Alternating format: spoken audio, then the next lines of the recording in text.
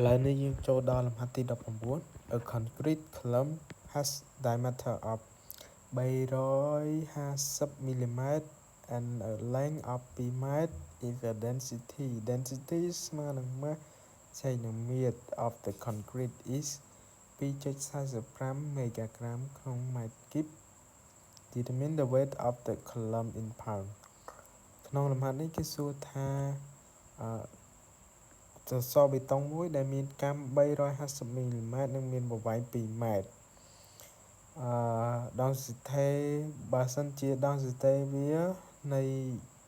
បេតុងនឹងស្មើនឹង 2.45 មេហ្គាក្រាមក្នុងម៉ែត្រគីបគេចង់ឲ្យយើងគណនាទម្ងន់នៃសសរនឹងក្នុង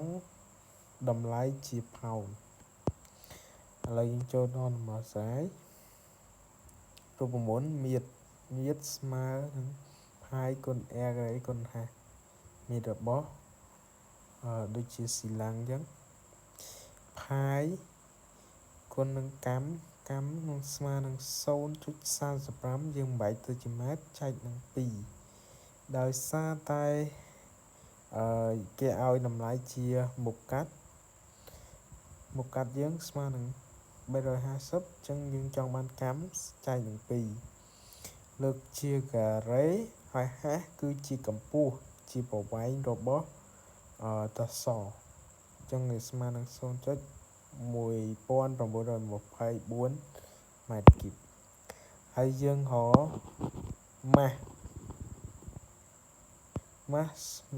rho ស្មើ m លើ v យើងទាញរក m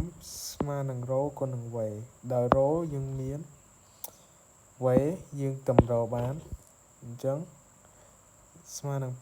2.45 គុណដល់សកល3មេហ្គានេះដើម្បីទៅជាគីឡូមកលើម៉ែត្រគីបហើយគុណនឹង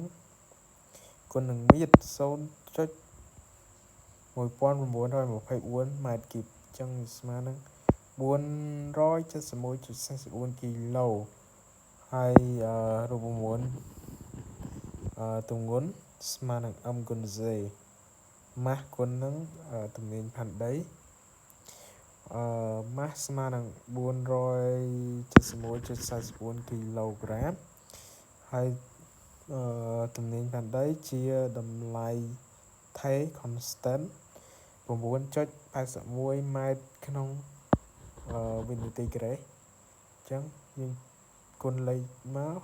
ស្មើនឹង 4.6248 គុណ10សកល3 Newton អញ្ចឹងយើងបំបែក Newton ទៅជា pound ឬក៏ kip មក1 pound ស្មើនឹង 4.448482 Newton អញ្ចឹងយើងសម្រួលមក Newton សល់ pound អញ្ចឹងយើងគុណលេខមកឃើញ 1.04 kip អញ្ចឹងដោយសារតែយើងកណនាមកឃើញ pound នេះបានចេញ kip ដោយសារយើងបំបែកទៅអញ្ចឹង1 pound 1 kip ស្មើនឹង 1000 pound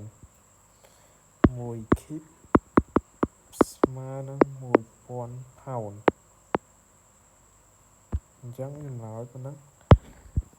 1.04 kip ឥឡូវនេះលំហាត់ទី19ត្រូវបានបញ្ចប់